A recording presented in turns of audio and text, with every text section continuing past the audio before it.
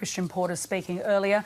Ian Henschke is the Chief Advocate for National Seniors Australia, and he joins us now from Adelaide. Thanks very much for your time, Ian Henschke. I know you are busy with the Royal Commission hearings. Just how important is it that Australia now has a national plan to combat abuse of older Australians? Well, I think it's a good first step, but we've got to recognise that the Australian Law Reform Commission talked about this back in 2017. Christian Porter addressed the National Elder Abuse Conference more than a year ago, saying that they would develop national approaches to elder abuse, and now we have the plan being put forward. But we want to see more than a plan, because some of these things are consideration, more research into the topic, etc. But I think we really have got to the point now, as he just said, there are 185,000 people. That's a minimum that he believes are being abused in Australia today. So I think we do actually have to take more action. One of the key things, of course, is having a hotline which has been established, and I think that's a great thing indeed. So people can now go and make a phone call and report abuse. But there are other jurisdictions around the world that have been through this, and they've developed their own systems and plans. I know that one of the key speakers at the National Elder Abuse Conference this year will be coming from San Diego, where they have dedicated police to look into these matters. So I think there can be a lot more to be done, but it's a great first step. I wanted to ask you about the hotline. Is it your understanding that it might act as some type of catalogue so that these reports don't get kind of lost in the bigger system? Well, as a matter of fact, at the moment, there are already areas around Australia where we do have a pretty good idea of what's going on, and we know that a lot of the abuse is happening within families.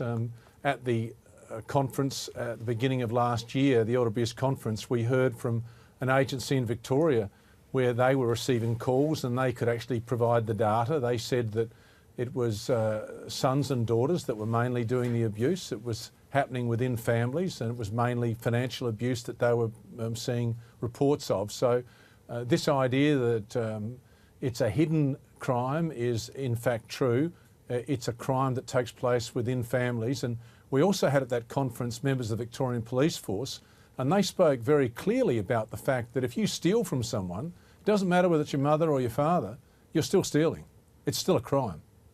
And there's $18 million over 4 years for national trials of frontline services, specifically for victims. Well, we heard last year that there were $22 million being allocated for combating elder abuse, so I don't know whether that means $4 million's already been spent. So if that's the case, it shows you how quickly money can be used in this area. But the actual need is there at the moment for people to be able to report the abuse, and we also need people to be able to follow it up. The problem we have in Australia really is that each state seems to go its own way. If you look at the enduring powers of attorney legislation, they vary from state to state. South Australia has just passed some legislation to deal with elder protection, and people are looking at that. Queensland has also done its own thing there. But what we were hoping for, and what we are hoping for, is there is a national approach to elder abuse, and this is what Christian Porter has announced today.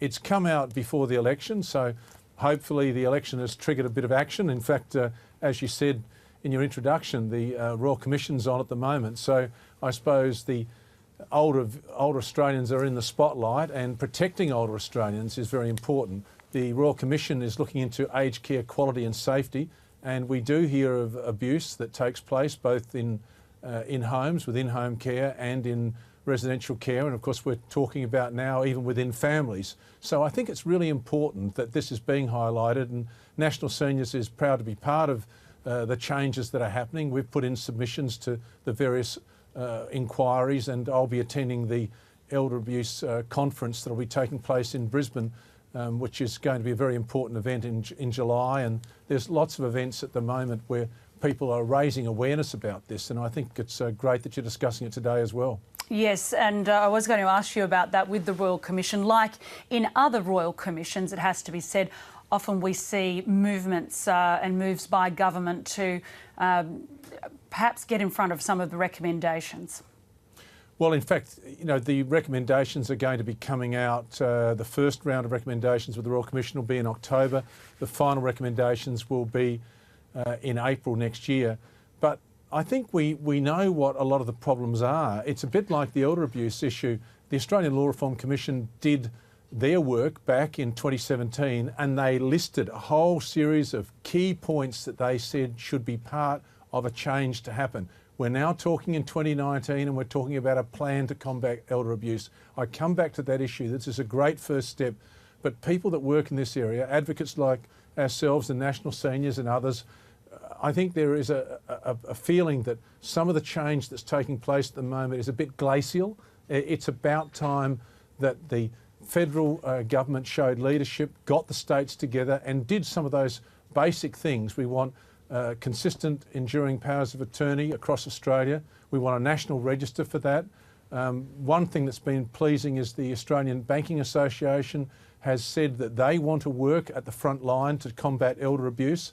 So we know that there's, in some ways, essentially the community is almost a bit ahead of government on this one.